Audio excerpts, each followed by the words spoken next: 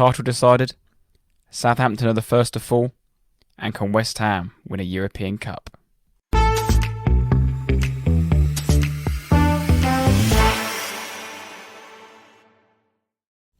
Evening, Tate. Evening, Jack. You alright? Yes, how are you doing? Yeah, not too bad. Bit sad. It's been you've been talking now. You've been relatively okay over text, so you might. Don't know what I was expecting tonight. No, it was. We'll get on to it. But it was the final nail in the coffin that was. Yeah, I think so. That has been dug for a few weeks now. It was coming, I think, but yeah, it's essentially to be ended in one game. It's over the weekend. I thought we might see a more upset and depressed person, but maybe over the weekend you drowned your sorrows. No, but we'll, like we've said, I've said 1,000 times, it's City is a joke, and we'll discuss that part of it. Yeah.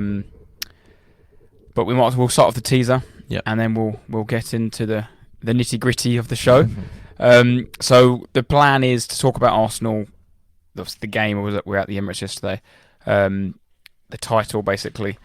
Moving on to Southampton, who unfortunately were the first team to be relegated. And then we want to have a little segment on managers. What is going on with Premier League clubs sacking managers, getting these temporary charges in. A lot of teams don't have managers going into next year. What is next for this team and these teams? And then we'll move on to the usual win of the week, lose the week, and team of the week. Yep. Right. With a Champions League semi-final on Wednesday, Pep Guardiola is looking to become the fourth manager to win 3 or more European Cups. Can you name the other 3? Ooh, okay, I'll give it a go. Just a quick clue. Remember the term European Cups. Yeah. Not just the Champions League. Yeah, that might help me out. That is a small clue out there for you listeners. Right, should we start the Emirates? Yeah, I think so. As you were there. Yes. It started off, well, I don't know if you follow us on the Instagram and socials and that, you'd have seen the odd photo and some of Tate's stuff that he put up and sent to me to use. Like, for example, when you got to meet some of the people beforehand is always cool. Yeah, Adam Milana and Gilberto. I met Gilberto a couple of times, actually. Did he recognise you? No, I did. My dad said, "Do you reckon he recognised you?" I said, "No, of course he didn't." I met him once I actually met him when I was 10, and it was the day we won the league, or the day we lifted the trophy against Leicester. It was actually a nice touch from Arsenal, actually. I'd fallen over maybe in April of that year at Arsenal. At Leeds, it was at home to Leeds. Honestly, I was walking across the road to get a programme. I was getting an old programme, because I used to collect programmes that I didn't go to the games, but I wanted to get a programme and that. And then all of a sudden, my dad hears this commotion, looks around, he doesn't, what the hell's my son? And I'm laying on the floor, blood pouring out my face, with like loads of strangers around him, like saying, "Where's his dad? Where's his parents?" My dad's like in a burger, he runs over him. I was like, "Oh my god, what has happened here?" I've got a scar on my face. What, were you running or? Why are you running? I don't remember a thing from the whole day. Bloody hell. That was apparently, and then apparently what had happened, I'd tripped over and like a bollard with the pebbles in it, and I'd whacked my face on there. Face plant. My dad then cleaned me up. I mean, we went down in front of the stadium, and the ambulance people there of Arsenal took me in. Dad said, "Oh, I've got tickets for the game." I said, "No, don't worry about that. And we sat in the disabled section of the vans. Didn't check our tickets. I still have the tickets to this day at home unopened. Never checked them or anything. We won 5-0 against Leeds. I remember I think I watched like 60 minutes, and my dad was like, "You've taken a turn for the worse."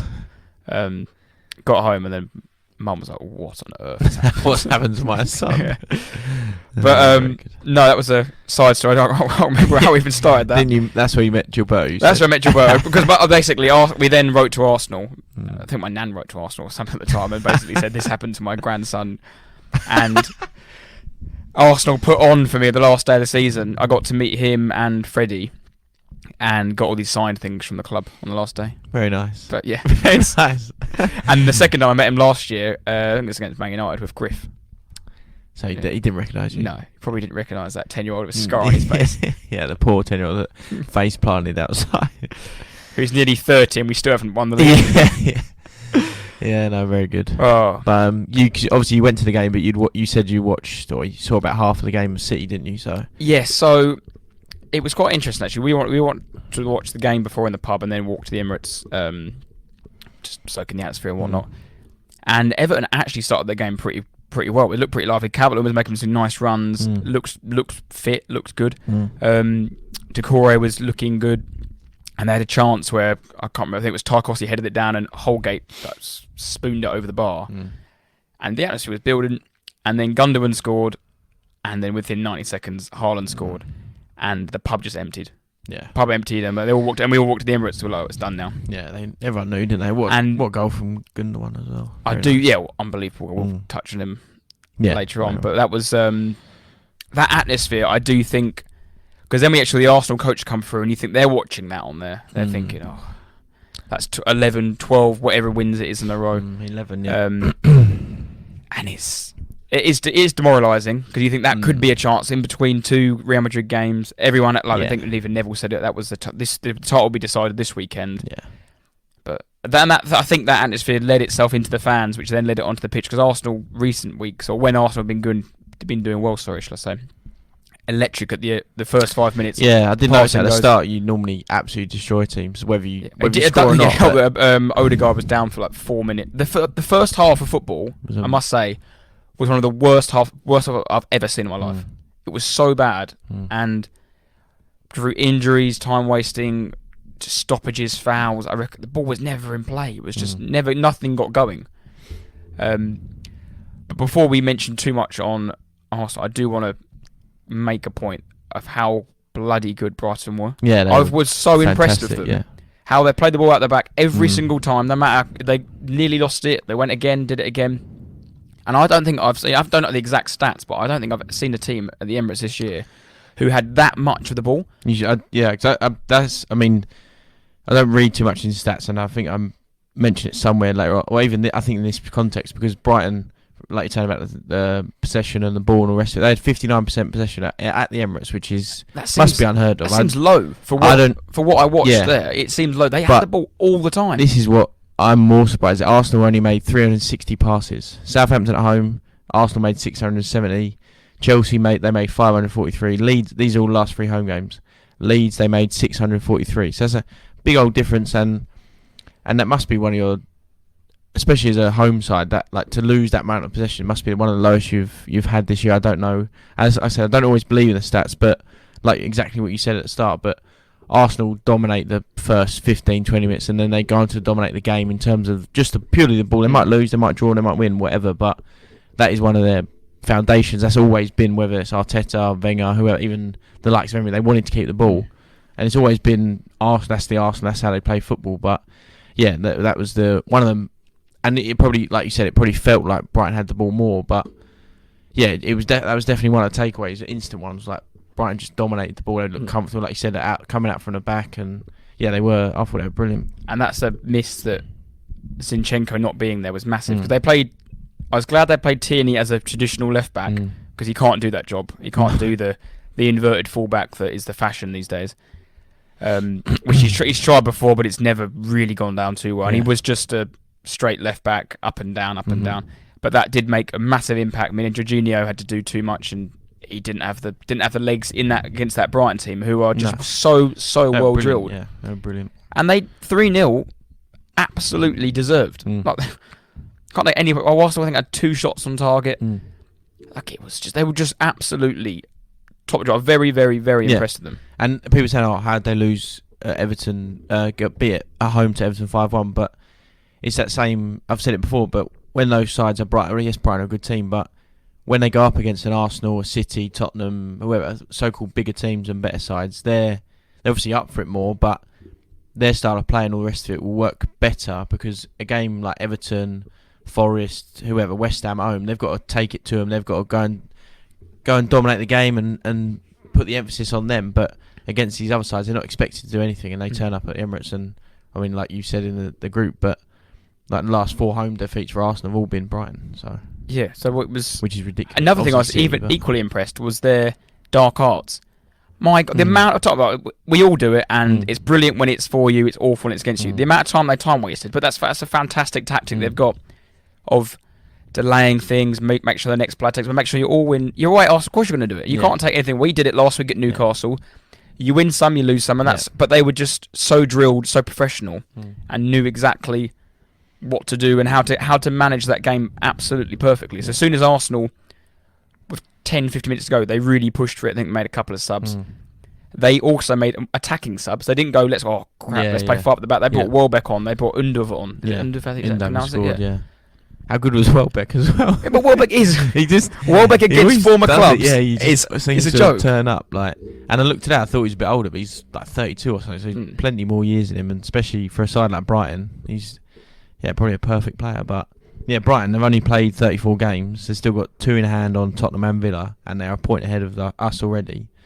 I mean, it's a very, very big outside chance, but they're only aiming at top 4, and they'll fall somewhere between 4 and 6. So. Yeah, they're having an absolute blinder. They're fantastic. I was really impressed with all of them. The goalkeeper playing out from the back, Dunk especially, I thought, and that Colwill was it? Yeah, the one from Chelsea and on loan. Esther Pinion as well. And then Casado playing out position at right back. He was brilliant, wasn't he? He has that little burst, and 10-15 yards, just rapid. But no, they're brilliant. And De Zerbi said he's obviously, again, it was a tough week for them. They got smashed at home against Everton, but. He said the players believe me. I decide how to lose. That's how he wants to play. His style, his philosophy, and all the rest of it. That you don't want to just sit back and right. Just draw. Don't get smashed. They want to play their way. They play their style of football, whatever the weather sort of thing. So they're very, very good side. Right, let's move on to Arsenal then. 81 points. Obviously, the league's now. City need. Two points. Yeah. Two but points. Essentially, they win one game, it's done. But they need 2 points. A win. So that's done. Yeah. Looking back, so you look back on the season at Arsenal, I think obviously second place, you'd have taken that at the beginning of the season. I had them down as third. A lot of people had them outsiders for top 4, but most people didn't even have them in top 4. No. And which is up. I was one of those, but I think that's a fair assessment. I think, especially at the beginning of the season. If you'd have said outside top 4, you'd have been, fair enough.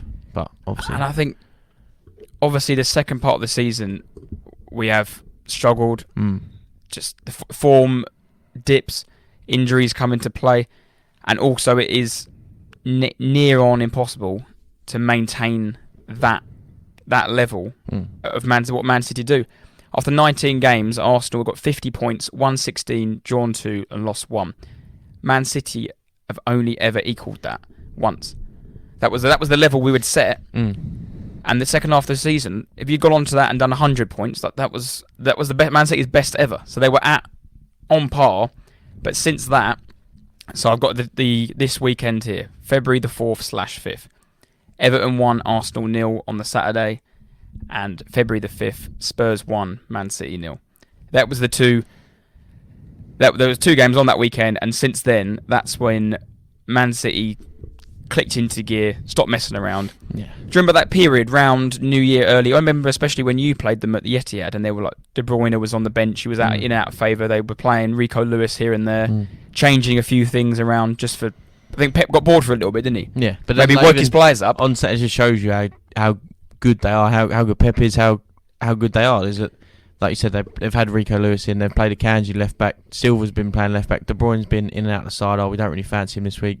They have Phil Foden, who's a ridiculous player, in and out of the squad. They are just brilliant. But that is the level you have to be if you want to win the league. And Arsenal are, and the rest of the league are nowhere near it. They're not. No one's near that league. Liverpool have got the closest to it. Last season, City got to the last 15 minutes of the last game and won the league. That's the closest they've been. Obviously, when Liverpool won the league, they were better then, but you can't compete with City, and that's since that weekend. I think that's a massive not I can't compete. They're just buy everything, blah blah. But no, they're just a brilliant team. That's the way it is. I mean, if Arsenal had gone on to match that 50 points, they'd be the best team in history.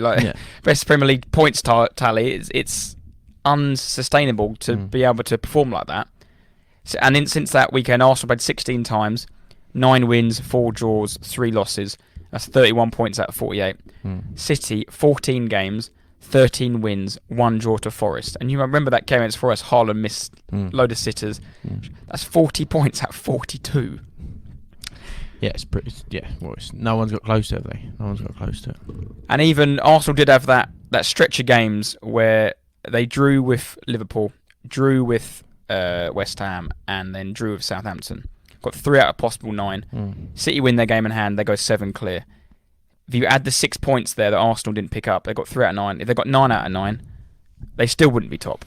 No, you've dropped 12 points in the last 7 games, and that's just basically folded at the wrong stage. Totally wrong point, and it's when it matters the most, it's just capitulated, isn't it? Really. For me, the facts are we've lost twice to Man City, and that's what's killed us. Yeah, City have taken 6 points of us, and we've taken none. Spurs, for example, took 3, got taken off 3. There was a points difference of 0, and that's what Arsenal needed to have done. Bare minimum to get them to. I think to get to the last, this final knock-ins and still be there. Yeah, the games against that. Obviously, yes, the draws and the bad results along the way, but yeah, again, like we always say, but the big sides have got to take points off each other, and it didn't happen. We've conceded 42 goals this season, which is too much. 25 at home as well. Yeah, which is you probably got it, but yeah, joint most in a single campaign for Arsenal, which is sort of unheard of, really. And you've been brilliant at home, and yes, again, some results have been bad, but yeah, Arsenal at home, you just wouldn't associate that at all. I do just feel this last 10 games just run out of steam, run out of ideas a little bit, and Arsenal have got a good squad, but their changes they can make aren't. Look at City, they made 5 changes on yesterday, and they bring in Mahrez, bring in Foden, bring in Laporte, bring in Alvarez. I think they brought in someone else as well, I can't remember, but they are Champions League quality, Premier League winning quality players, and Arsenal bring in Europa League players, but that is the next step. Yeah, Arsenal finished last season on 69 points. Yeah, they've now got 81, could potentially get 87. That's an increase of like nearly 18 points. What's 18 divided by 3? 6. 6. 6 more wins. It's a lot of points. Yeah, and it's that must be the plan in the summer, is to increase the squad depth, the places we're missing is midfield, the nitty gritty stuff, and get. Yeah, that's what you said about before, though, isn't it? This is a perfect opportunity for you now to, in the summer, move on a few players that you like that might be good, but replace them and get bigger and better players. Go and get Rice, go and get Cassette. But that's where it all comes to the whole club needs to come together, and you think the owners need to come together, the club needs to come together. What do we want? Do we want to be a Champions League team in and around, let's finish 4th, let's finish 3rd, or do they want to have another crack at it? And that's what you got to do. You have to reinvest at the right time and try and get to that next level. It's going to be bloody hard because Man City will do exactly the same, and they've got a player that scores 36 goals in his debut season. Arsenal don't have that player. No. I don't think many teams in the world have that player. So it's going to be tough. But the improvement I've seen this year from 5th on 69 points to finishing 2nd, we've got 81 so far. Arsenal have only ever bettered 81 points twice in the history of the Premier League. That's mad for me. Even if Arsenal had won their last 3, let's say they'd won Brighton, they'd won Forest and beat Wolves in the last day. They got 90 points. That's Arsenal's best ever tally. That was the Invincibles. The Invincibles are iconic Arsenal players that are all posted all over the stadium. Everyone still talks about them to this day. That team would have equalled that feat in terms of points, but still wouldn't have got anywhere near the league. No, but I honestly thought Newcastle away you'll drop points, you might lose or whatever, and I thought that'd be dumb. But you went there and you were brilliant, won the game. I thought you'll just win your remaining games and City will do the same and they'll win the league. But yeah, obviously it didn't happen. After Newcastle game, I thought it was still on, but yeah, Brighton changed that, and Arsenal's it's done. The title's done.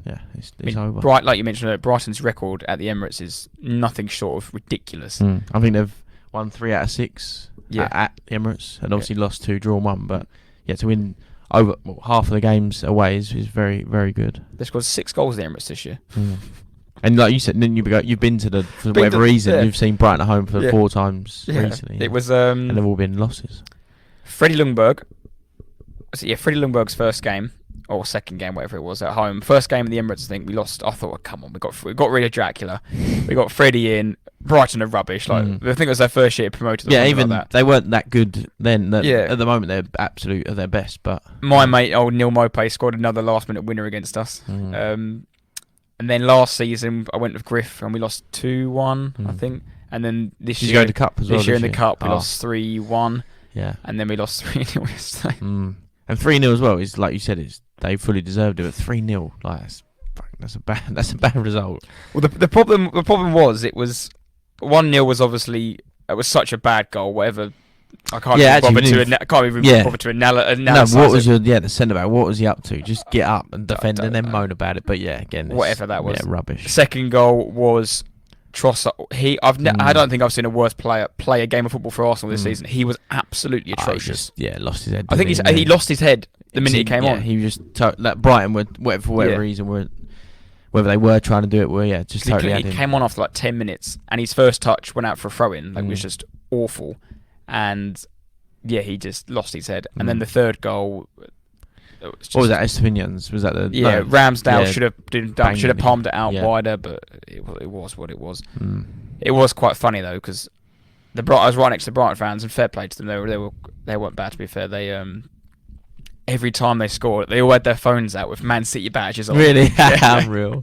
Had my Man City badges on. Quality. That was it was what? Because City going there, I think City have got them, haven't they?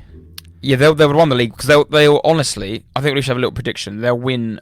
They'll beat 7-0. Yeah, they'll beat Chelsea. And I sort of hope they do. Just I hope fucking they do. Yeah, whack Lampard. them. Imagine. Oh no, yeah, but I thought, like, looking at the games, and if Arsenal would have, like you said, done this, if buts and maybes, but that Brighton game for City would have been relatively difficult, and maybe that was a slight chance, but obviously, like we keep saying, it's over now, but yeah, oh God, I hope City win about 10-0 Chelsea. I wouldn't be surprised if Brighton then beat City. If City have won the league, it's done. It's a midweek game, I believe.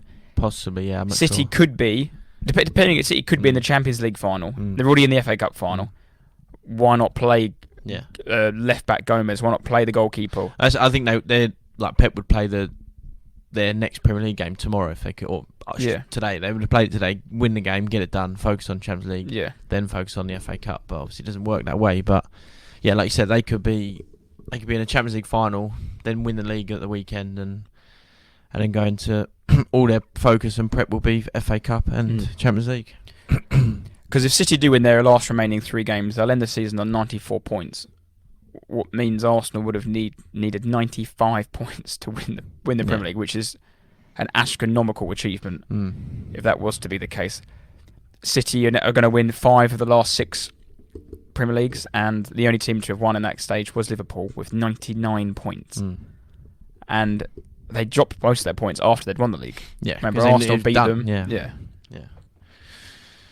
Yeah, no, it's can't say I'm disappointed, but and I'm not going to sit because people listening probably want me to go absolutely ham and go in on Arsenal, but yeah, I think we're slightly better than that. It's not a total onslaught.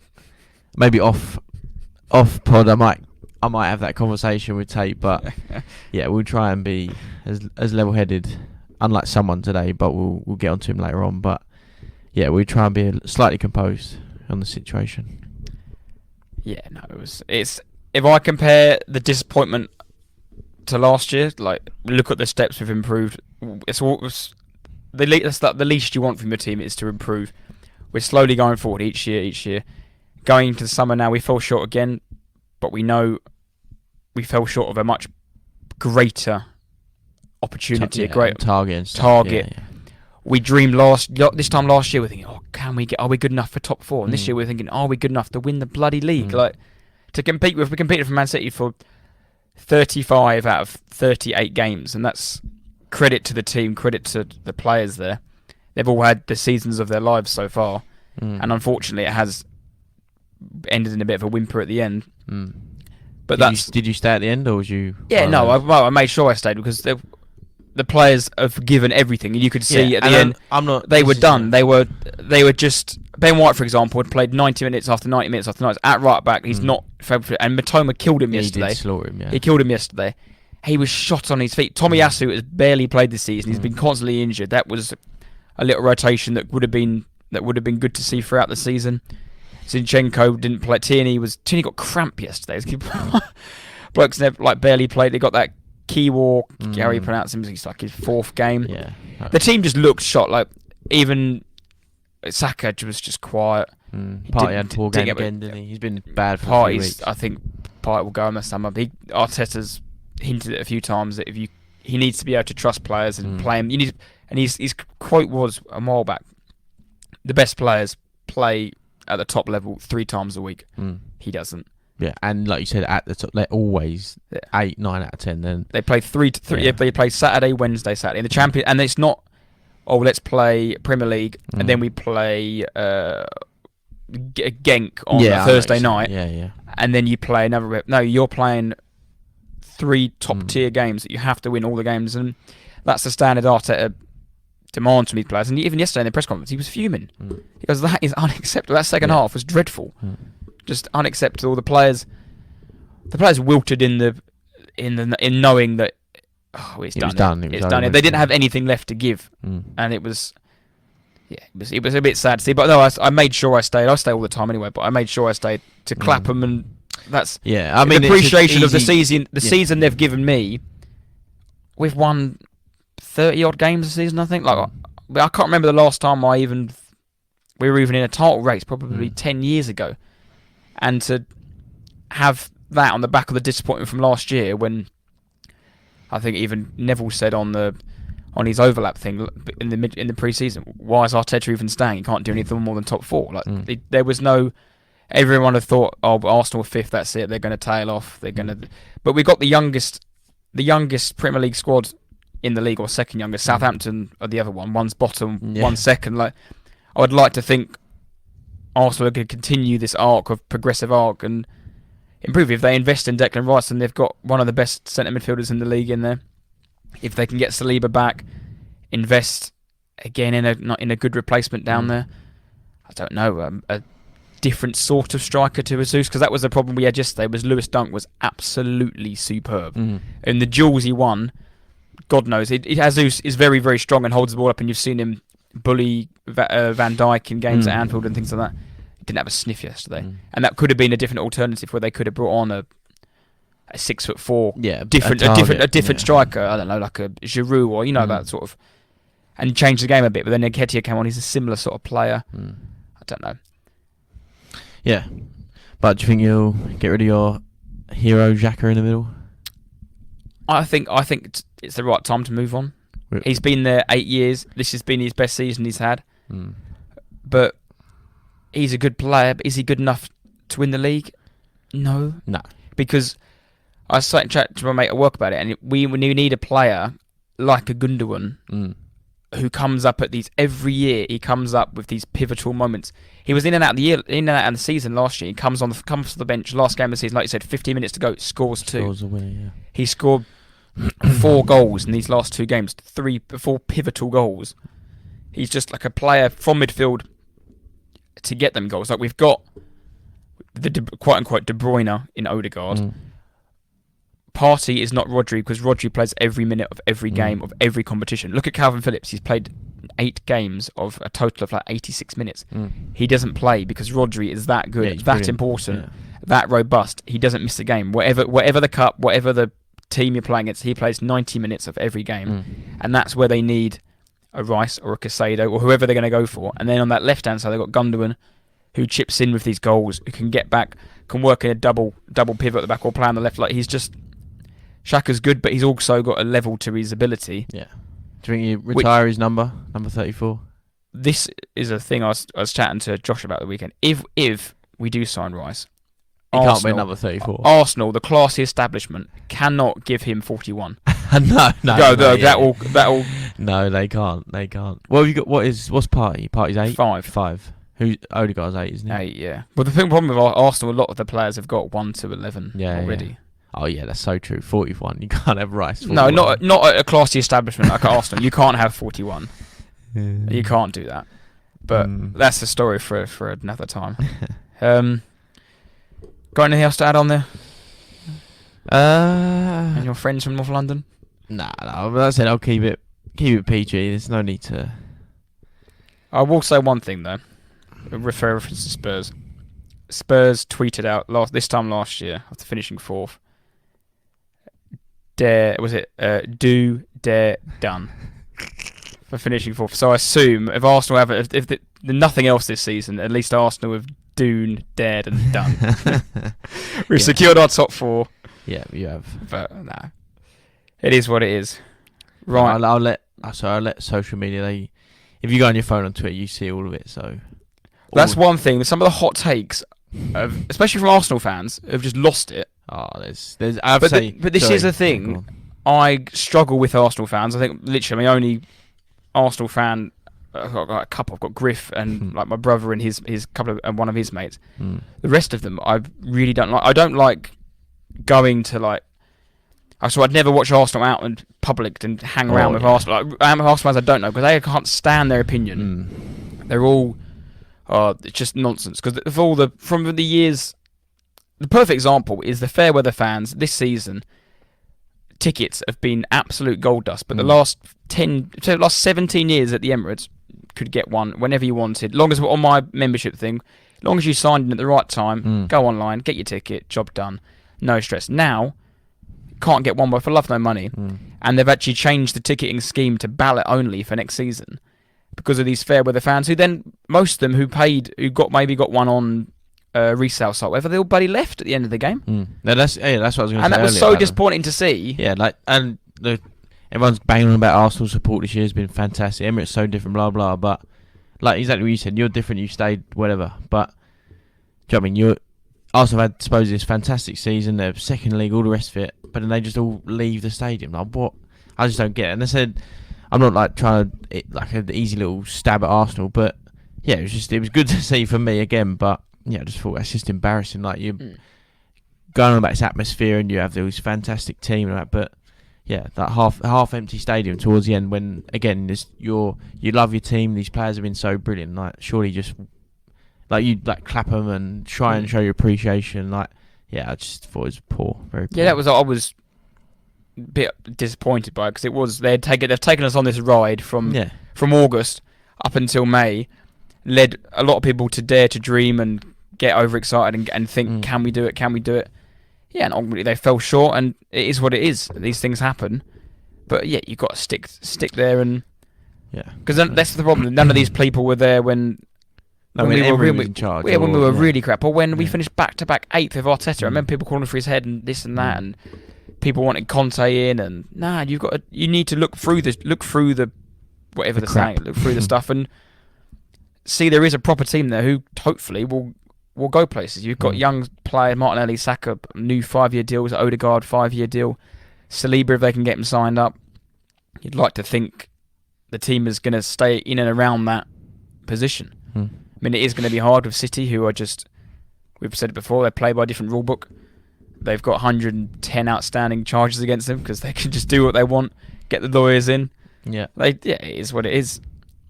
Every team is up against that battle, but like you said last week, you'd like to think next year, if Chelsea improved, if Spurs improved, if United improved, if Newcastle got better, maybe they could take a few points off City, and it wouldn't take 95 points to finish above Liverpool, finish above Man City. Sorry.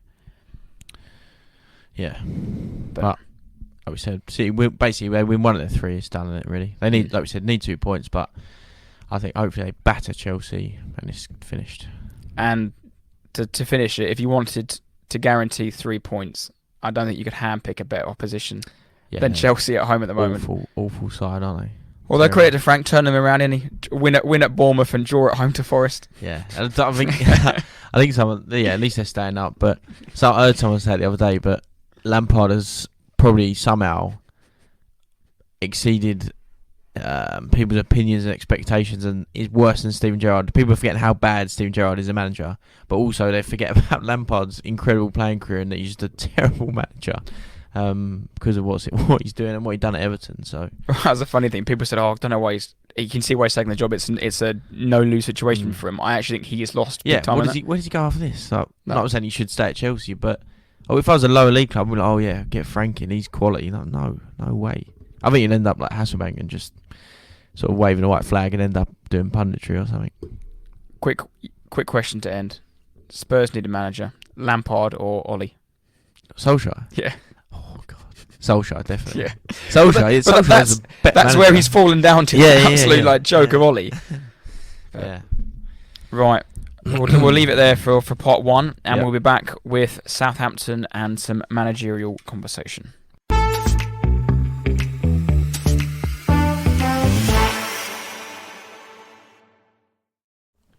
Callum Doyle, make sure you turn this section up. This one's for you. The mighty Saints are gone. Yeah, so from top to bottom, Southampton are the first side to be relegated from the Premier League this season. After 11 seasons in the top flight, Saints will start the 2023-2024 campaign in the Championship. Yep. It's been on the doors, been on the cards, shall I say, for a while. I think actually Callum said they've been basically teasing with promotion. They've been losing to your Bournemouths, losing to your teams in and around them, but then getting points against Chelsea, points against Arsenal. I'll jump a bit, but since Ruben Sellers has come in, they've won 2, drawn 3, lost 9. But within that, like you said, good draws with United, Tottenham, and Arsenal. Beat Chelsea. Obviously they're the only good results I've just told them all. But beat Chelsea and Leicester, and you think at the beginning it looked promising. Right, here we go.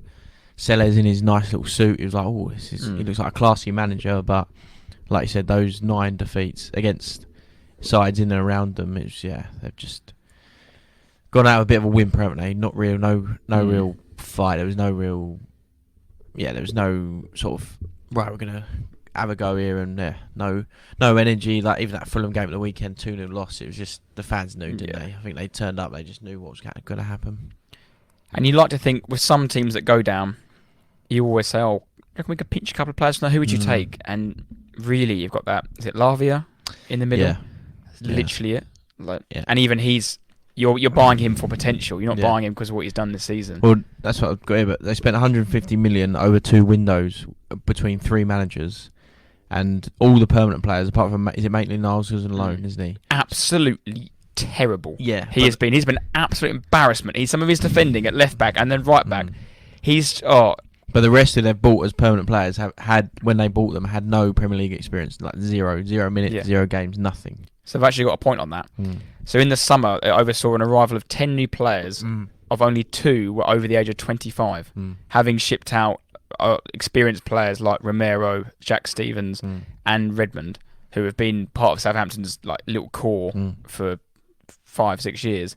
And they brought in all these, a lot from Man City, weren't they? The goalkeeper. Yeah, they brought a load of youngsters in, didn't they? A couple from Chelsea, I think. Even that Bednarak, I think they brought him back, but they got rid of him to Villa and then called him back because they were struggling so bad. But yeah, and like you said, these certain players like Lavia, they probably are good footballers, but you can't bring in 10 of them or whatever, 8, 9, 10 of them all play a whole season of Premier League and expect to be good, basically. And like you said, change their managers from Hassan to Nathan Jones, who just was a disaster. Ruben Sellers, a inexperienced rookie manager, and he couldn't rescue them. So, and again with that squad, the changes and constant manager switches it's been a bit of a disaster season. Because with Hasselhout, remember at the beginning of the season there was rumours that the players were really quite surprised he was still there. Because I think they got new owners a couple of years ago, and I think they thought this was the summer to move things on, but instead of sacking him, they sacked all his backroom staff. I think they sacked Kelvin Davis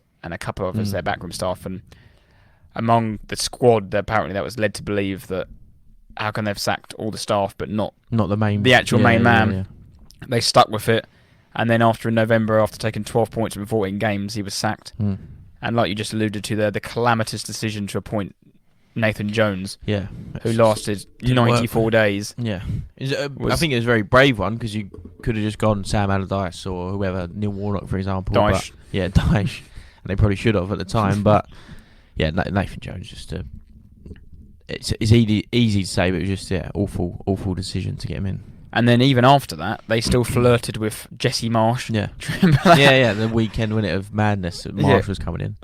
Yeah, that was obviously they went with Sellers, but imagine Marsh running up and down the wing. It's just top to bottom, and this will lead in nicely to the conversation we'll have later in the podcast about these owners that are just, they panic, and they press the panic button. You can either press it too early or too late, and you need to get it right in between. Southampton have pressed it with the blindfold on and in the dark and just no idea. They should have recruited, if they're going to go down this new route of recruiting young players, really unexperienced players, they needed the new head to galvanise them all. Hasutu clearly wasn't the man, and that's a poor decision from the board that's ultimately cost them relegation. And on that as well, like, you saying that has made me think, but like you're saying, Hassan had been there 2, 3, 4 seasons, whatever it was, and then suddenly this summer you said, right, we're bringing in loads of new players, we're getting rid of older players.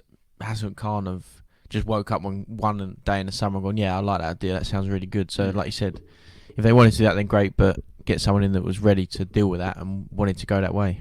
For a man who'd overseen 2 9-1 defeats, he can count himself very lucky with still being a job. Yeah, 100%. But interestingly, I got here that when they were relegated last in 04-05, they finished 20th with 6 wins. They got 6 wins at the minute, I think. They finished on 32 points, and that year Arsenal finished second in 04-05. Yeah, obviously, that was straight after the. That was straight after the Invincibles. Yeah. That was Mourinho's first with title. Chelsea. Yeah. And interestingly enough, off the top of my head, 04-05 at St Mary's, I think we drew. We drew at St Mary's. Van Persie got sent off, I want to say. Maybe we lost. Peter Crouch scored. I remember that. Crouchy. And I believe Harry Redknapp was the manager. Possibly. I can have a look. And I know for sure the home game, we drew 1-1. Because maybe 1 or 2-1 it might have been. I think I'm going to say 1-1. Van Persie scored his first goal in the Premier League in the 93rd minute equaliser. If you're listening and thinking, how the hell does Tate know this? Because he's a freak. 04-05, Southampton manager, Redknapp. They went through 3, but Redknapp. Redknapp. Yeah, no, I'll do my homework on that and see if I was right. I know the home game we definitely drew. Because it was actually, I'm remembering, it will come back to me now. That was the first game. We'd just lost our 49th. We lost the 50th game to United at Old Trafford. And then the first game was Southampton at home. And we were losing up until the last second of the game, last kick of the game. And Van Persie scored an absolute lovely goal, left foot curled in. I think it's his first Prem goal. His first actual goal was against City, I think, in the Cup. When City were Little City. Yeah, no longer. Because obviously, like I said, Southampton, 11 years in the Prem is over. Highest finish was 6th in 15-16 under Koeman. They got 18 wins that year. But that team impressive. Was. Let's speak out. I don't have them team players, but you got Tadic, Wanyama, Mane, Graziano Pella, Lallana, Van Dijk. Yeah. They've. Who else? Shaw. Yeah, Luke Shaw. I don't know. He might have been quite young. Yeah, he played in the first. Definitely played in the first Premier League season. Right. No, but their team has just been. Even Fraser Foster. Now we joke about him now. Yeah. He was better. He was better. Slightly better. The bloke was awful. It was Liverpool defender. Lovren. Lovren. Even They had Fonte. Yeah. Even Klein went to Liverpool, didn't he? Yeah. He went to Liverpool, didn't he? Yeah, and then he's at Palace. But they just got cherry picked as each season, didn't they? Basically, the mighty Callum Chambers as well. Yeah. But I think I said it towards the start of the season. But Southampton, these sort of sides that they might have finished 15th, 14th, 12th, 16th, whatever, and you think, they're doing all right, they're avoiding relegation. But I think I looked at it and for example, one year they lost the same amount of games that Burnley lost, and they were 18th, or they'd scored the same amount of goals that the 19th place team. They just had little things that were just following that trend, and they were slowly, basically getting worse. And this year they're rock bottom, and I think not that you saw it coming, because it's a bit of a shock, but there was little things that were trending towards them going down and down, and this year has just been a total disaster, and first team to go. I think one of the things you mentioned initially, where they've signed all these players and none of them had any Premier League experience, is a big one. Yeah, I mean, at the time, no one, I didn't even look at it, but yeah, think about that. Oh, that's just ridiculous. Like, what is going through your head? And that's what we were saying. That recruitment is massive, and surely that's just a huge red flag straight away. Because that's a bit like a football manager signing, isn't it? Where you sign all these young players and they'll become good and we'll sell them. Yeah, exactly. But you need them mixed in with. I get Premier League experience isn't the be all and end all, but you also need a bit of talent. You need good Premier League experience, not just experience. Like Bednarak, for example, was probably not the man. Yeah, Phil Walcott, for example, I bet you was fantastic off the pitch, but in a Premier League game, he's only ever going to be good against Arsenal or Spurs. He's not fussed about it, especially now. Yeah, but he's just Yeah. Che Adams, he's a good little player, but I don't know. Yeah, and just on, again, more like figures and whatever, but Southampton worst goal difference, scored the least amount of goals. I think they scored 34. Let's have a look at the table. No, it's a lie. 31, sorry. Scored 31. They got a minus 35 goal difference. Like, they're just, and that's all part of it, all part of these players. And you can have Nathan Jones, you can have Hassel, you can have whoever you want in charge, but ultimately the players on the pitch, like you said, Maitland-Niles playing full-back, right back, left back, just been terrible. Lavia from Rangers, Rangers are Aribo, championship level. Again, no, he didn't play a minute, hasn't played a minute in the Prem, and goes to Rangers, does quite well. But Todd Cantwell's prime example. Doesn't get Norwich's team squad. They're like mid-table championship, but he goes there and he's brilliant. Yeah, and he's great. They're big clubs up there, but just the level is nothing like the Prem.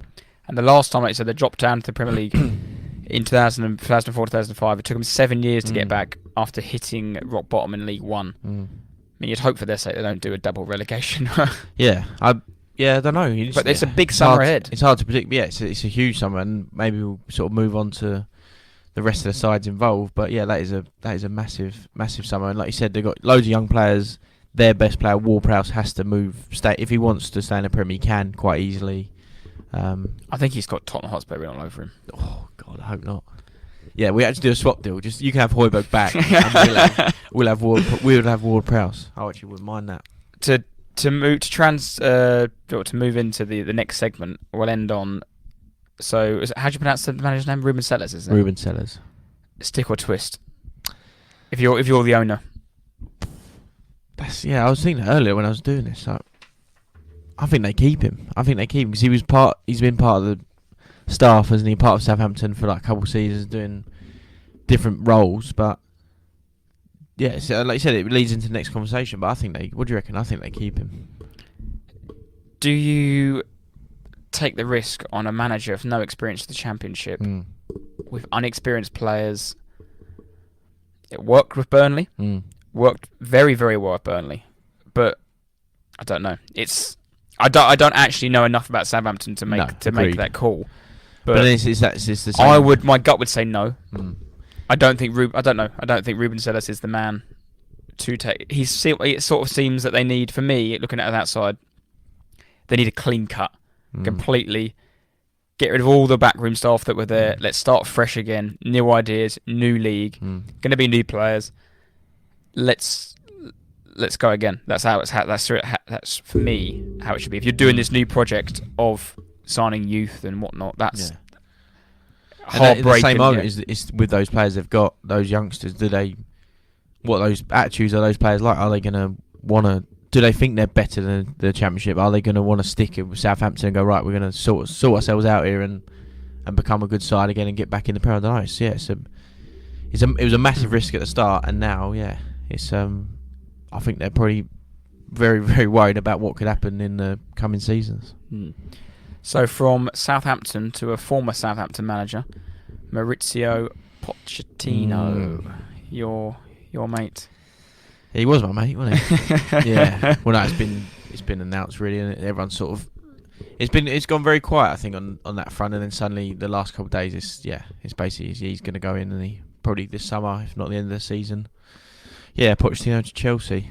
Pochettino became Chelsea's 6th permanent manager in 5 years following the sacking of Thomas Tuchel and Graham Potter earlier this season. I think for Chelsea, it's sort of what they need. He's not going to go in there throw teacups around and he's not shout and rock the boat, scream. is he? No. He's going to go in there with a vision of what he wants. He's got a proven track record of getting young players to a very good level. And playing good football. Playing attractive football, with fluid formations. Doesn't have to be that god-awful 3-5-2, whatever it is. And I think it's a smart decision. It's obviously... I don't know if this is a factor in it, but it's going to be a cheap one because he's out of a job. Can they afford to go spend £12 million on Graham Potter like they did and then sack him? It's going to be a relatively cheap one in that sense. He's got a big job to do. Yeah, I've got it, but I want to say that if they don't, it sounds stupid, but if he doesn't start and hit the ground running from the very beginning of the season, the fans aren't going to be like, oh yeah, we really like Pochettino. Yeah, great decision. Like, we'll just carry on. Then, yeah, the pressure there will be even more so than what it was at Tottenham, and probably even more so than what it was at PSG. Like, Chelsea fans expect the best and want success right away. There's like we always keep saying, but they spent over £500 million, and probably even more than that on players alone, but managers and staff and all the rest of it. And they still got players they've already bought that are coming in the summer. Poch is going to come in. He's going to want particular players. He's going to dislike current players, current members of the squad. Yeah, and this summer, surely they can't just suddenly do a load of new business and it's all right. We'll buy another 5 players you want, Maurizio. It's all good, mate. Yeah. So it's gonna be.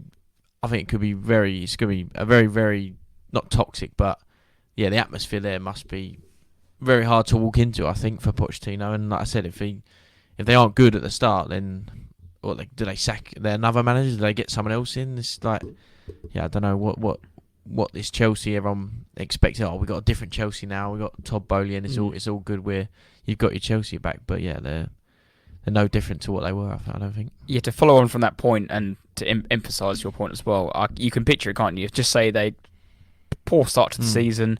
They're not going to be in Europe, so they've only got obviously the Premier League to focus on. Sometimes Pochettino are going to be labelled, don't want this ex-Spurs manager, never won anything, exactly not that. good enough, Exactly is this, is that, he's not like... They've just gone through that with Potter.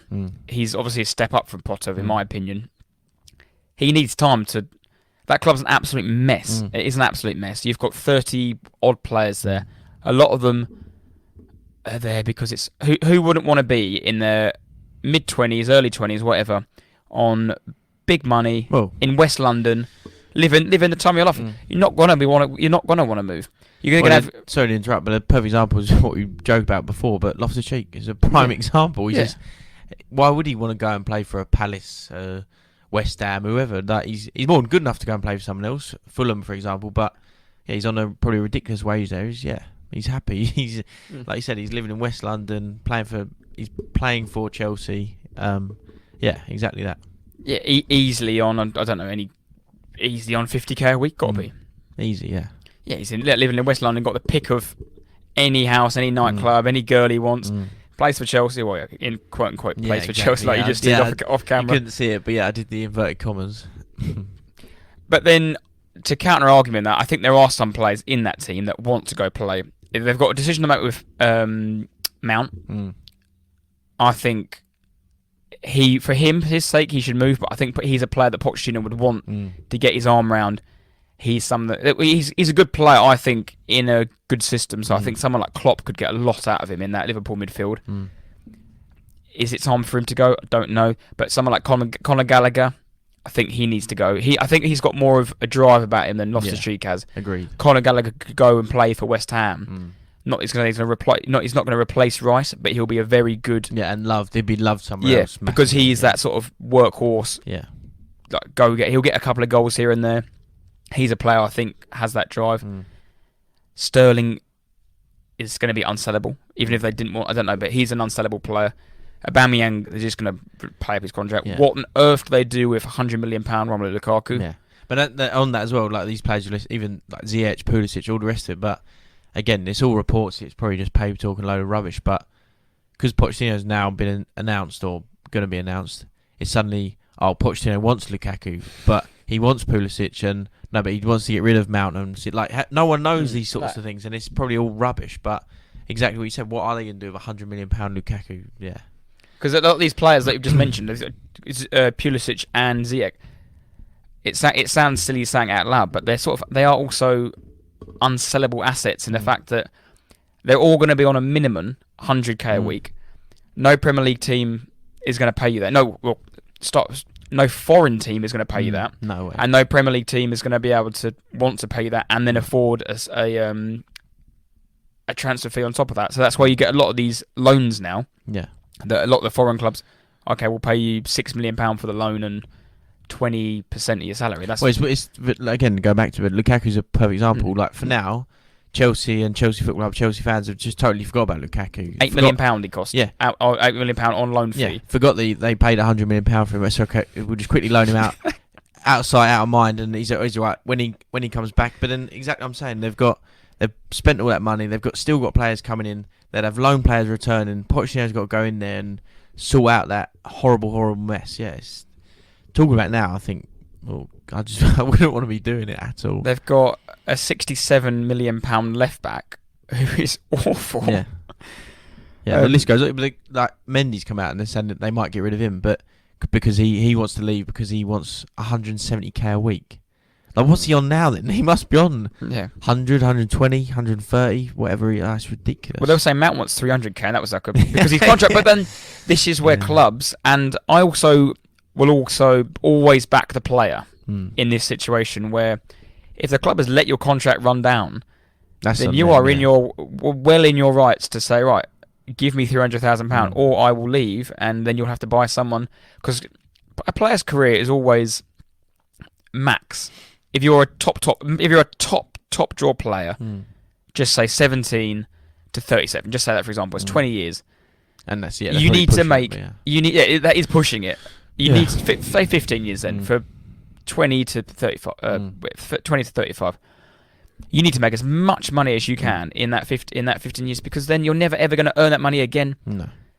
And that is your career. So most people at 35 in a normal job are like getting to their they're only going up. They're only going up. But by the time they hit like 60 or that's when they're at their peak, and when they but for a footballer it is completely different. And if the money's there, go get it. Yeah. Because a lot of other players are getting paid, God knows, for doing a lot less. And if you're at a club like Chelsea, then go make the most of it. Yeah, and again, that's why players like Loftus-Cheek stick around, because they know if they were to leave, it'd be to someone less than Chelsea. I believe like a few years ago, he was on the up and his stock was quite high. But now he knows that if he was to leave, he's going to a lesser club. They're going to pay him less. So I'm just going to stick with Chelsea. They're going to keep giving me a contract. So yeah, it's a bit of a mess there. And they've been suckers, Chelsea, for years of always loaning players out, and then but as soon as they loan them, they sign a new deal just so they can try and sell them the next year, but it never works. Batshuayi was a perfect example until this year. They finally got rid of him on a free. But moving on from Chelsea, Leeds, Big Sam. Yeah. So in Big Sam. The paper talk has it, we don't know if it's true or not, he's getting paid £100,000 per game, and then between 2.5 and 3 mil he keeps them on. So, which 100k a week for 5 games, whatever it is whatever. Yeah. The 2.5 mil is absolutely nothing to Leeds if they start, he keeps him up. Yeah. He could. He can't now because they're in the relegation zone, but he could have hypothetically lost all 5 games and kept him up. That Everton win against Brighton is the biggest cat amongst pigeons. Yeah, I bet the teams at the bottom are fuming. Because that is Brighton, too fair, but I honestly think that's going to keep Everton up now. Yeah, I'm quickly on the talk about as it goes, I suppose. But yeah, I think but as it is, the bottom 3, I think the relegation is set. Forest are on 34 points, Everton 32. I think Everton and Forest, if they win it's a very easy thing saying, much harder to do. But if they win one of their last 2 each, they're absolutely fine. But I think even Forest on 34 could stay up with that. I think Forest are okay. Everton have on paper the best fixtures. Yeah. Wolves at home and Wolves away. Wolves away. Yeah, sorry, Wolves away. You'd hope Wolves got a very, very good record under Lopetegui at Molineux, but you'd hope Wolves, for Everton's sake, are on their holiday. Exactly. It's that sort of time of year, isn't it? It's where things happen that shouldn't happen. Basically, Wolves will be done. Bournemouth, obviously, I'll talk about them later, but they're done. They're home and hosed it. And if you ever need a 2-0 win, Bournemouth's your team. Bournemouth. Yeah, exactly. Everyone's last win was Bournemouth for some reason, but yeah, Bournemouth are home for Dyche. Last game of the season's that's a must win, I think, but a very nice game to have. But yeah, Leicester on 30 points. They've got Liverpool as we speak. I'll check the score actually. 4 minutes gone. Newcastle away. Then they've got West Ham at home. Leeds 31 points. West Ham away. Spurs at home. And to be honest, I think if Leeds win one of those, I still believe Everton will win one of their last two, and Forest will do the same. So if Leeds are still in it, I think Leeds are still in it with a chance. They'll beat you final day. Oh, without a doubt. Because if I've ever seen a team on the holidays, it's Tottenham Hotspur. The mighty Spurs. Especially away from home, they just don't even turn up anymore. No. But Leeds away at West Ham. It's a shame in a Leeds set that it's this weekend. If it was last weekend, it would have a away win out of it. Because if there was ever a home banker of Brentford beating West Ham in between a two-legged game, I think it made 10 changes, didn't they? Or 9 changes. It was like 12 or 13. Yeah. They still had some good players, but had a total mishmash. The mind is on that. Yeah, of course. European, and that's what you'd hope if they got through. Right, they're all going to be partying, blah blah, and then the crusade it comes down and. Leeds are going to be well up for a game. They played quite well against Newcastle, to be fair. Yeah, they drew, didn't they? It sounds like they got battered, but they drew the game. But I've got here Leeds, no win in 5. Leicester, 1 win in 5. Just, like I said, I do think the bottom 3 as it is. I think they'll be going. Do you think Alos was a good decision? Bad decision? Or? Again, I just think it's that same sort of thing you said earlier. It's just panic, isn't it? And as a whole, I think the clubs that have hired and fired, and we spoke about it recently, or a few weeks back about this year the Premier League has sacked the most and got the most new managers in one season, and 14. I just think the hiring and firing this season has been more than ever because of the basis of the people are aware of what a Premier League status means and the money involved, and just simply owners were fearing a drop and understand the financial implications of it all and the value of their league, and even finishing 15th instead of 16th, like it's got that down to that small details that I just think they're panicking, and Sam Allardyce, he's rubbing his hands together. He doesn't ultimately, he probably sounds horrible to hear, but he doesn't care. He's not worried. He's absolutely not worried, and probably I know Hodgson might like Palace, enjoys being there, but that's an easy job for him. They weren't going down. They weren't going down anyway. And similar Leicester with Dean Smith. I mean, I think he might be their permanent manager and for the foreseeable, but it's just a panic moment. It's just, who can we get? Oh, there's Dean Smith, there's like all these sort of names. I just think a big panic from all those sides. This is a mad stat I found out this afternoon doing some research. Eric Ten Hag is currently the 9th longest serving manager in the Premier League. How mad is he? He started the season. Yeah, he's done not even a full season yet. Yeah. He's in the top 10. Yeah. But you've just touched on, 14 Premier League managers lost their job this season. Last year was 10. And it's like you said, I think it's only going to get... But it was... What has made this season so interesting, especially it was up until 2-3 weeks ago, you would say? Maybe a bit longer. From 20th to 12th.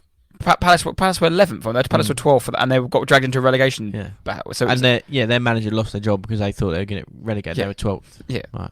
Yeah, I think they're probably still 12th now. Aren't they? And I don't think they've moved. Let's have a look at the table. I think they are.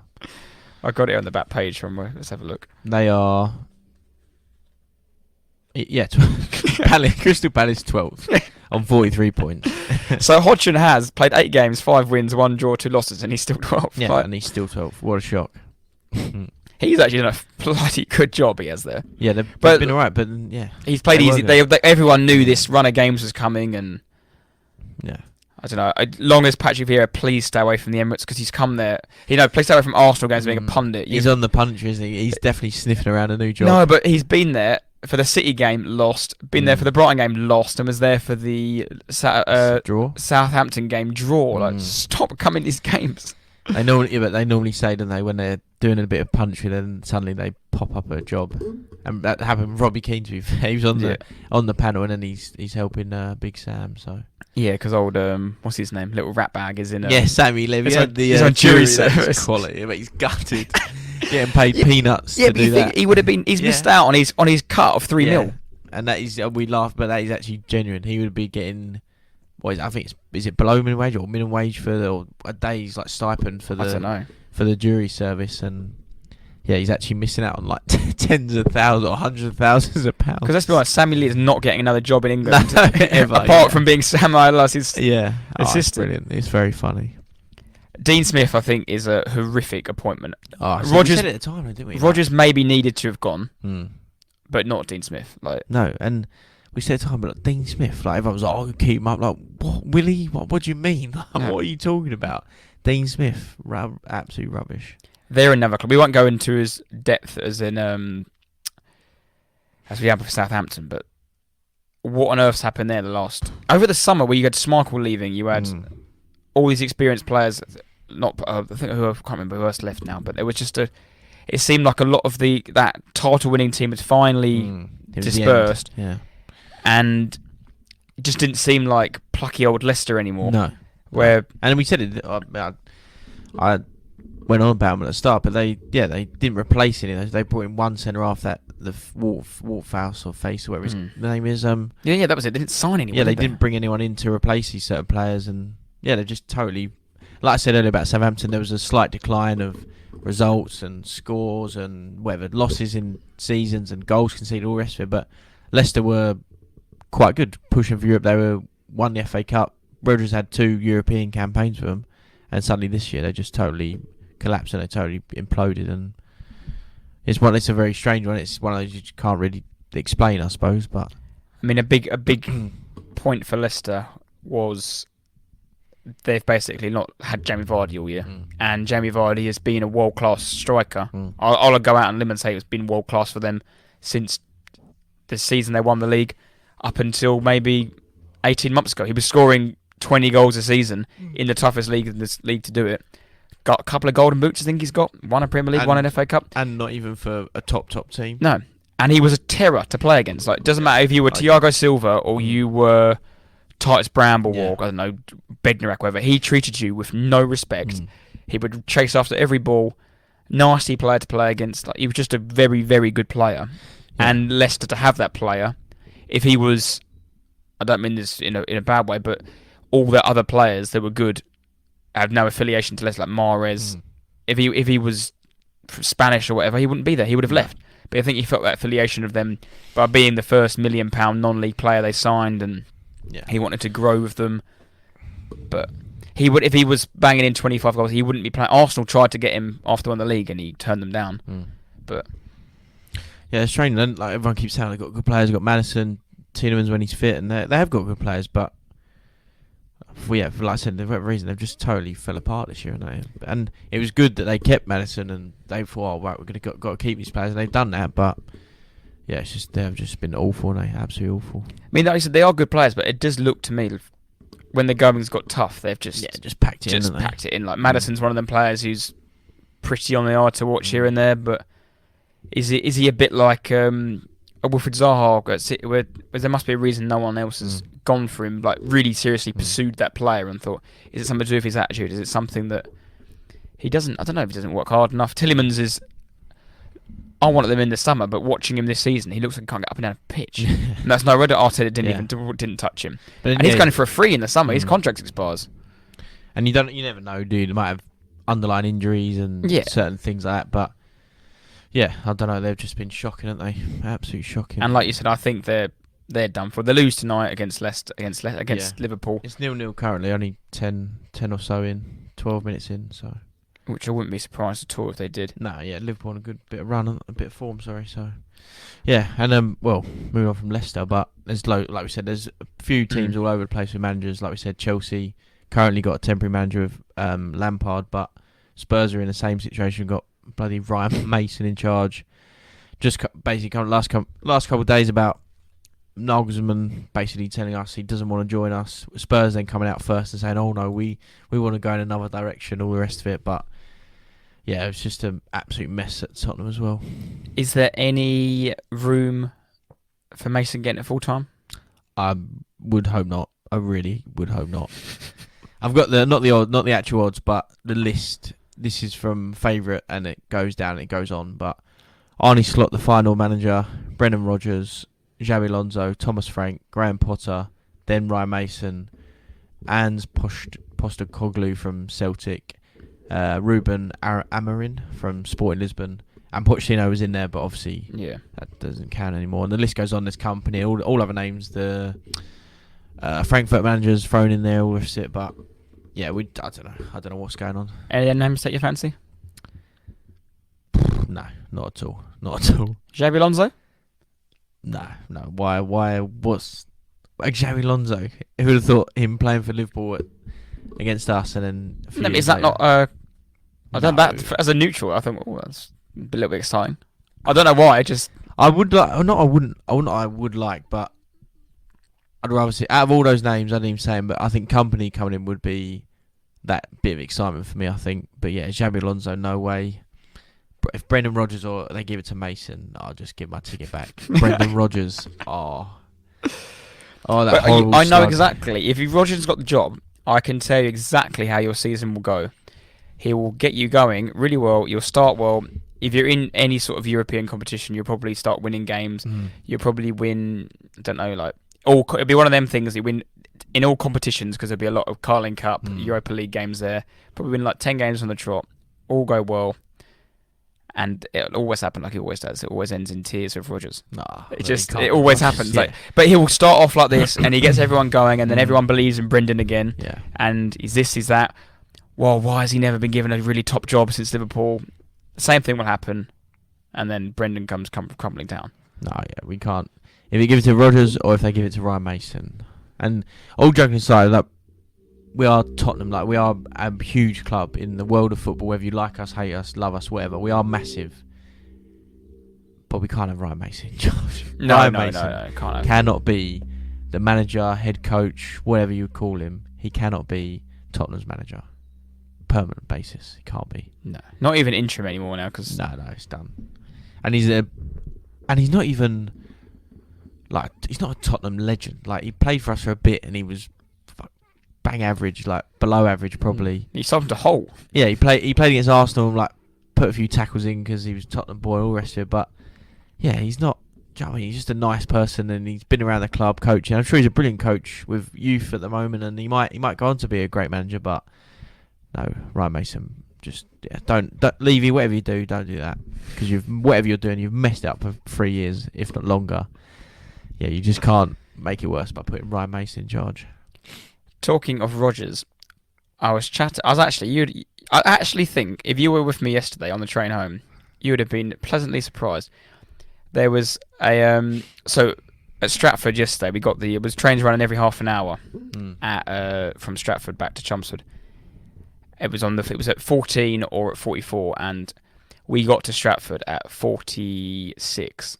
So missed the train by 2 minutes as the train pulled in. So next one's 14. Okay, chat away. And then guy behind me goes, "Oh, you've blown it, haven't you?" And I was like, "Oh God, here we go." Turn around, and he goes, "Oh, I'm sorry to see it, boys. Like I was rooting for you." I was, "Oh," to chat. He goes, "Oh, I'm just on the way up from Brentford. I'm a big West Ham fan." He was proper like big West.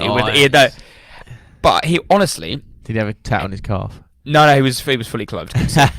He was one of the nicest blokes I think I've ever met. Like he was just, and he knew his knowledge. He didn't chat rubbish or anything. He was very honest and was like, "We're West Ham. We're not very good." Yeah. Blah blah blah. But it was very level-headed, and I didn't even notice. It got to like 20 past 8, and I was like, "Where's this train?" Cancelled. So we were there on the whole platform and then the train turned up at 1:45. So we were there for a whole hour, and then on the journey home, and we just didn't stop talking football the whole time. West Ham, few and far between. And he was honestly, it was him and his mate, and they were probably 60. It was he was classic West Ham though, because he was. He goes, he goes West Ham home and away. And Dad was like, "Well, what do you do? Like marry kids?" He goes, "Oh, well, I'm divorced. My kids are a lot older now, so they're at home. I don't have to look after them. I got a girlfriend now. I don't really see. So I'm a lorry driver, so I can work when I want, and I work around West Ham. So that's all that matters." He goes, "I don't ever go on holiday. My holiday is going to going to Amsterdam to watch AZ versus. I spent all my annual leave on going to West Ham away games. That's what I do. That's what I spend money on. But he was so level-headed about it. And I did ask him the question about Moyes, and he goes, yeah, I think regardless if they win the league, win the Conference League, it's time for Moyes to part ways. That's why I got a question about West Ham life after Moyes. But yeah, obviously, like you said, you're on the ground with a solid West Ham fan who said, although he did spoil himself. God. He did spoil himself with one thing. And I asked him, what about Rodgers? He says, nah, not really for me. He goes, I've seen a rumour doing the rounds, so I would quite like. And this is the only thing he did spoil himself on, and I'm sorry for listening. Who did he say? He goes, I think we should go and get Conte. No, you're doing so well. As he said, Conte went, Irons! And then ran off the train. I tried to keep a straight face and was like, I said, nah, I can't. No. He's done in England now. He can't go anywhere else, can he? Oh, he's not. But he's not even going to, I'm not being funny. You could tell, and I mean this in the most respectful way to Spurs, you could see how stressful he found it at Spurs because that's the lowest. Because he couldn't go and spend all his money. He couldn't go do what he wanted to do. He's never going to West Ham. He then can't go even further down to West Ham. West Ham aren't going to pay him enough anyway. It's not. But you not even do it. They could pay him enough, but they're not going to give him enough money to spend what he wants. No. Conte, yes, never had him. And he didn't really give any answer if he wanted, but Rodgers at West Ham suits perfectly. It does. It just absolutely fits. Ideal. Yeah. They'll be good for a couple, like you said, couple seasons. They'll get they'll probably get Moyes back. So yeah, and he can get his hard-working Gallagher in there, and other players, maybe some of the players from Leicester. Yeah, put Watface in there with I don't know who else they got. I think they might get rid of Moyes after the season, depending on not depending on the Europe at all, but yeah, I think he's done. I thought they would have got rid of him months ago, but I think Europe saved him for the season, and they'll change in the summer. I mean, fair play to the owners for sticking with him, and he's got them safe. And if he did go win a European Cup, he's up there, buddy, best manager of ever. There'd be a Messiah. Messiah. Moyes asterisk next to the European Cup, but yeah. So this was then when we chat about. He goes, to be fair, we all know it's Mickey Mouse and whatnot, but I think like you said as well, he goes, you're telling me as football fans who love your club, you're going to turn down a party in Prague to lift the European Cup? No, of course we're going. Of course we're going to celebrate it. And he goes, and this was where he'd be very honest. We're West Ham. We finished 5th and 6th in the last 2 years. That's absolutely unheard of. We're in Europe now, so we've got to make the most of it. And to get into the Europa League, and that's effectively finishing 5th or 6th, the equivalent of, is absolutely nothing. And to win a trophy on the way, yes, he goes, and he did make a valid point. He goes, you saw Jose Mourinho this time last year winning it with Roma, running around like it was Champions League, and he had his three fingers out saying Europa League, Conference League, and he's got them all tattooed on his arms. He obviously thinks it means something. So he said, why can't it mean anything to us West Ham fans? I said, fair enough. But but probably ends that little manager. I haven't got any other managers to talk about as such in teams, but no. Just more that maybe the teams like a Brentford and Brighton, they've got, it's people in the same asset as Brighton, but they have their system, the way they run their club, and they have their recruitment and their foundations, all the rest. And Brentford have found Frank and it's worked, and they're carrying on. And Brighton were doing that with Potter, but circumstances were taken out of their control, and they had to change, and they basically found a like for like as such, and maybe slightly better than Potter, and they've got De Zerbi, but it seems to be working for those sort of clubs. But then, in and around them, it's just some of the teams and clubs are run absolutely all terribly at the moment.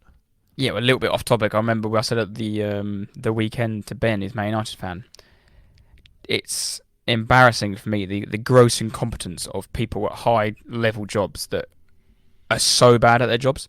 So, Man United, for a quick example, I won't go on for too long. You've got the last 3 years, they signed Igalo, tried to sign Arnautovic, and ended up with Weghorst. Manchester United's head of recruitment, head of transfers, one of the biggest jobs in the country. And that's what you come up with. Horrific. Yeah. Absolutely awful. Horrific. And that filters down to, you've got all people in these jobs making these awful decisions, but that's just one example. And they just move on to the next club, whoever wants them, But no, I think that's a good end good end to the managerial job. Hopefully, well, for your sake, you don't end up with Ryan Mason. Oh no, we can't have Mason. No way. Mason or Lampard? Come on. If you had to. Oh, Mason. Heads on the block. Mason, yeah. Ryan. But no, we can't. We'll find someone, but yeah. Right, let's move on to Team of the Week. So we did double poll. Nick Pope and David De Gea for me was a bit of a tongue-in-cheek. Because like you mentioned last week, this man has the most clean sheets in the league. Was it number 15 he got the weekend? Yeah, it must be, yeah. And Nick Pope obviously played well against Leeds and saved a Bamford penalty. Great save again. I think Pope came out on top, yeah, didn't he? Pope, 78%. 78%. So, yeah. But like you said, De Gea, not that people would probably realise, but yeah, another clean sheet and a bit of a joke from our end. But yeah, Pope, again, like you said, good penalty save, 78%. And then we went for two defenders, actually, that you saw live in the flesh. Dunk and Estepinian, is it how you pronounce it? Estepinian, yeah. They, especially Dunk, was absolutely superb. Like, he was just colossal. And I was thinking, watching that game, what on earth is... so, I mean, I haven't watched them all the time, but what on earth is Southgate thinking, watching that performance and thinking... Harry Maguire, who doesn't play, is a better option than him. Eric Dyer, who does play, who's awful, is a better option, yeah. His ball playing at the back was unbelievable. Again, the stats don't necessarily mean a lot, but he's completed the most passes out of anyone in the Premier League. Like, Dunk? Yeah, Dunk has, out of anyone. My God. Yeah. You think of Arsenal, the amount of possession they have, all the players that get on the ball. City, yeah, exactly. Prime example, yeah. And even Liverpool, I know Liverpool haven't been good, but they're renowned for being a dominant team. But yeah, Dunk's completed the most passes. Yes, it's slightly easier as a centre-half. But yeah, I thought that's quite impressive, really. And Estepinian as well was up and down. He got booked reasonably early on, and you thought, he's getting up against Saka, one of the best wingers in the league. He's going to attack him, and you would think, probably me being a bit of a lazy analysis here, I'm assuming he's better going forward than he is defensively. You can't think, is he more of a wing back than he is? I don't know. That's probably me being lazy, not knowing too much about it.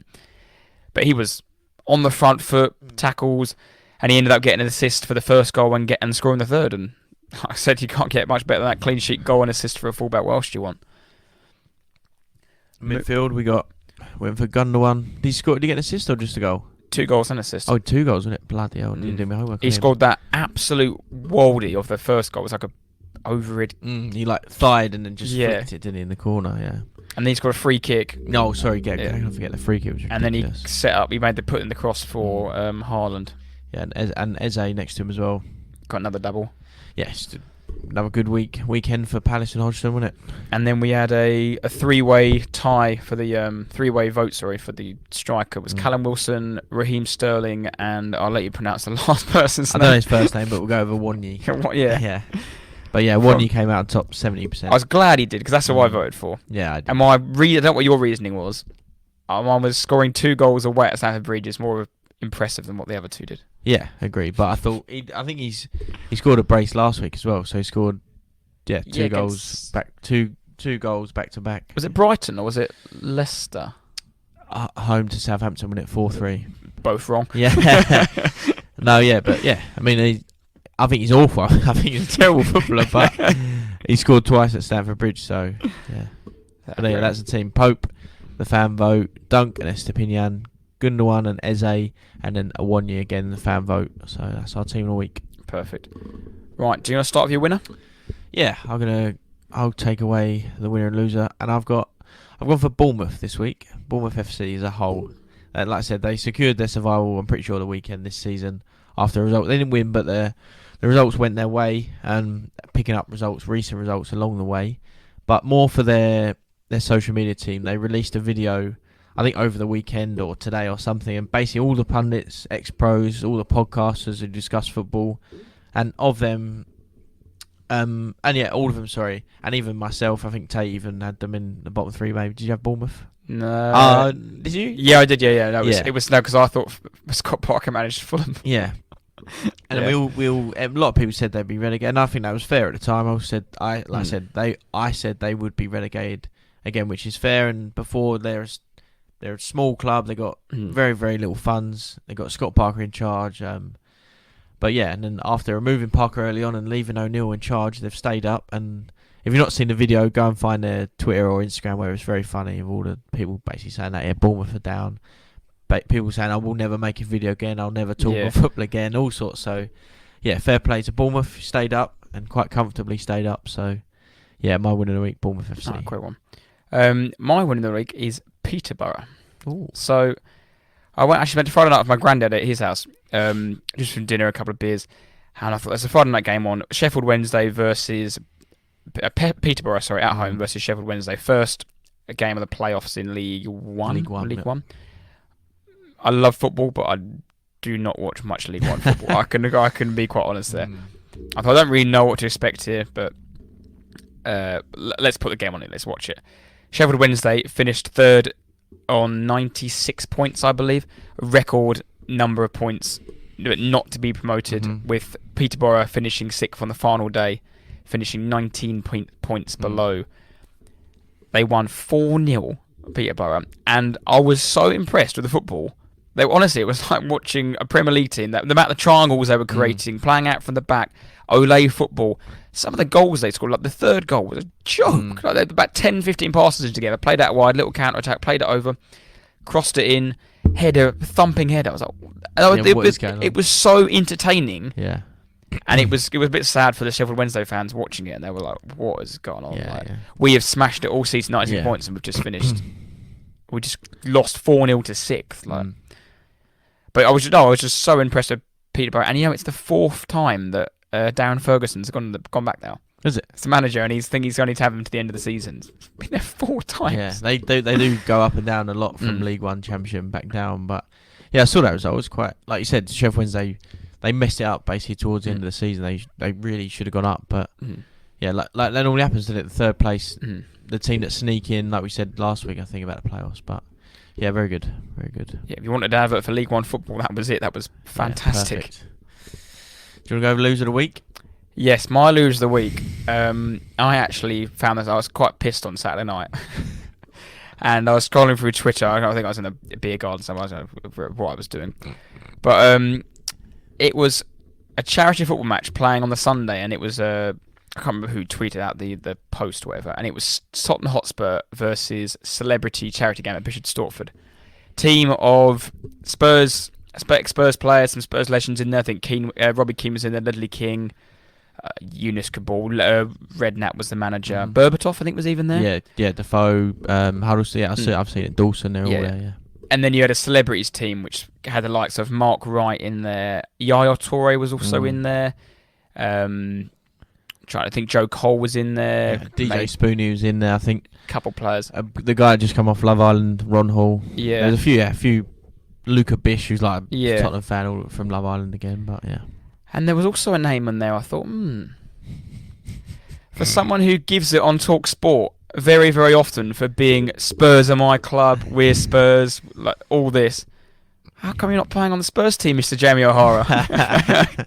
Instead, you're stuck in the celebrity team of a charity match against Spurs.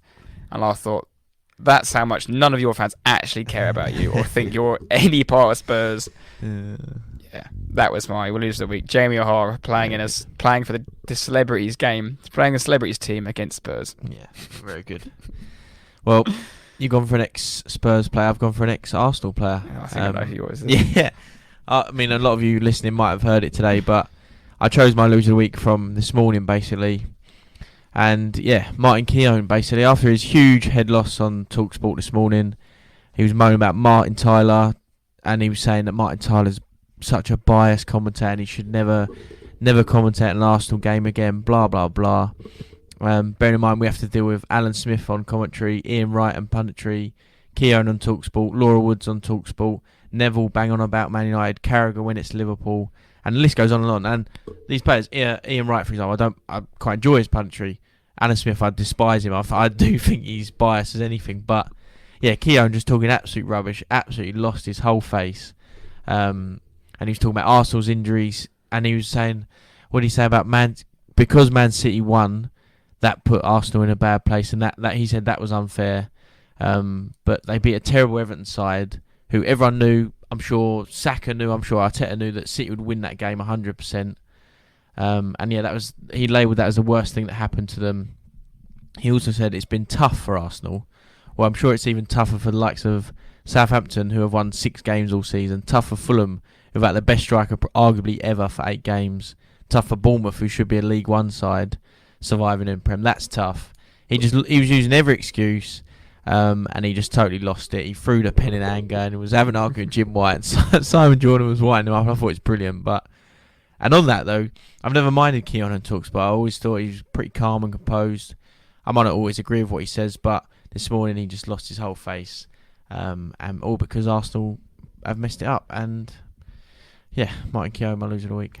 See, I've never actually been particularly fond of Martin Keown. But that was a prime example. Like I said, I actually disagree with a lot of Arsenal takes on there from Arsenal fans who just can't see the bigger picture of what's happened. Yeah, okay, we've mucked up, but let's look at what's happened and don't make stupid excuses like City played first against Everton. Yeah. Okay, like if we played Everton are awful. And yeah, that's the thing. You knew. I know you're watching. You're like, come on. There's the more it goes on. There's hope. There's hope, but you know realistically. Yeah, like come on. Exactly. You all knew that Man City were going to win that game, and like you said, but I'm sure Arsenal played before Man City this year and won the game. So yeah, I don't know. And it was just a comment of the bias. I just thought like that is so just wrong. That is so bad. That is such a terrible comment to make. And for example, we're listening to you, Martin Keown, who you're played for Arsenal. You're on TalkSport. So what you are biased. I know you try not to be, but you are. And Darren Campbell was on TalkSport talking to Laura Woods, and they get Jamie O'Hara, who used to be from Tottenham. So it's all part of it. All makes the show, and different pundits. They all make television, and it's exciting to watch sometimes. But yeah, I just thought, yeah, what a div. The one thing I will always disagree on you about is not Alan Smith as his pundit or whatever, but I just find his voice so soothing to listen to. I know you really don't like it. Honestly, I could listen to an Alan Smith podcast talk about like animals and the moon and space. Just the way he talks is just his voice is so velvet. It's lovely to listen to. I don't know how he's got away with it though. Like, not as in no, but I think that's why. I think he's actually got. If you take away your your dislike for him, the pure sound. But listen to his voice. I think he could actually hold a candle to Freddie Bourne's podcasting voice. Maybe just get them to talk. Yeah, get them to talk, and I could fall asleep perfectly to that. But no, I agree with that one. I haven't watched the video, but I've seen the little screen grab on that, and I just picture what he's like because he's just. Yeah. And like I said, he's normally like, when you listen, it's normally very calm, and he's, like I said, I might not agree, but he's got his points, and he talks about it, whatever else. Him and Simon Jordan go at it, but yeah, if you watch it, it's only like a 10-minute video. It's actually worth the watch because you see obviously how he's feeling, and basically Simon Jordan just winding him up. Even Jim White, and normally Jim White's absolutely awful to listen to, but he actually had a go as well, so it was quite good. Right, that's a good end to the winner and losers. Yeah, we'll revert back. Oh yeah, to the teasers. So Champions League semi-finals coming up this week, second leg. Pep Guardiola will be looking to become the 4th manager to win 3 or more European Cups. Can you name the other 3? Mourinho? No. No? He's won 2. Is he? He won... No, sorry, by European Cup, I mean Champions League. Oh, okay. So just purely Champions League, not European League. Yeah, but European Cup, what I mean is like when like Forest won it. Ah, okay. That's sorry if I misinterpreted that. No, that's all good. Sorry. I know. So for example, Mourinho has won the Champions League with Porto and with Inter. Yeah. Sorry if that was a that's cool. miscon. Angelotti? Correct. 4. He's the most. Yeah. 2 with AC and 2 with Real Madrid.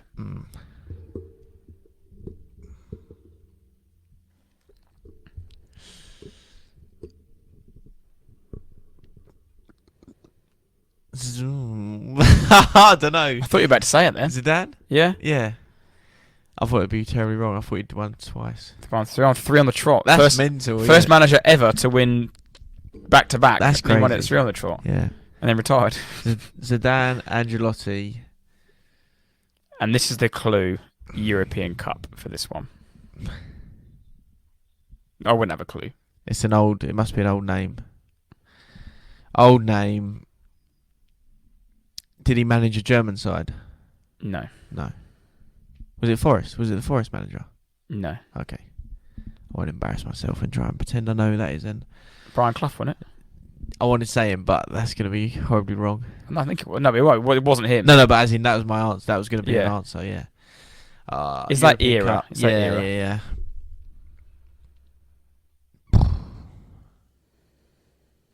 I couldn't even know. Brian Clough was about the only name I could probably pluck out. Bob Paisley from Liverpool. Yeah. I would never have got that. Yeah, I know the name Bob Paisley. Obviously, they sing about him, and he's obviously a club legend. But yeah, I was never getting that. Very good. No, I just thought I'd show Champions League. Yeah. Champions League theme. How many has Benitez won? He's just won. One Champions League. Has he won Europa League with Chelsea? Yeah, and he's also won it with Valencia. I want to say. And then, because the question I was thinking, how many European trophies? Yeah. And that's why I was thinking Mourinho. I was going to go Ancelotti. Emery's won. And Emery. I was going to go Emery. Emery's won Seville. 4? Yeah. And he won 3 of Seville then, 1 with Villarreal. Yeah, I was going to go Emery, but that's fine. I'll tell you what, it'll be a hot take, but if Villa finish 7th, put all your money on Aston Villa winning the Conference League, because that could not be a more dead cert. Yeah. They'll probably be favourites. Yeah. No, good question, like it. Right, so that brings an end to the podcast. Will Man City win the treble? I think it could be on the card. I do believe the Champions League game, Madrid, then that'll be obviously the hardest game, I think. Madrid will be absolutely no fear about going to the Etihad, but yeah, if they get through that, I think it could be on. Mm-hmm. Right, let's end on a little prediction. I've got the fixtures up for the weekend. Let's pick one. Right. West Ham versus Leeds. Let's pick that. Sky Sports, 1:30 Sunday afternoon. Big Sam back to West Ham, where he was chucked out. Go on, you go first. What do you reckon? I'm going to go... They're going to have to pick up some points, and I'm going to go 3-1 Leeds. Oh, 3-1. I'm going to go Leeds as well. I think... I was going to say 1-0, but Leeds have to concede. They're awful. But you said 3. I'm going to go... It's going to be a classic. A Premier League classic. I'm going to go 4-2 for Leeds. 4-2. Goals galore. Bamford's going to find his shoe boot. Bamford hat-trick. 4-2. Right. To Leeds. Perfect. Right. Thank you very much again. So we've done a long one today. So thank you for those who've stayed the duration of the show. Yeah. We'll be back again next Monday. Mm-hmm.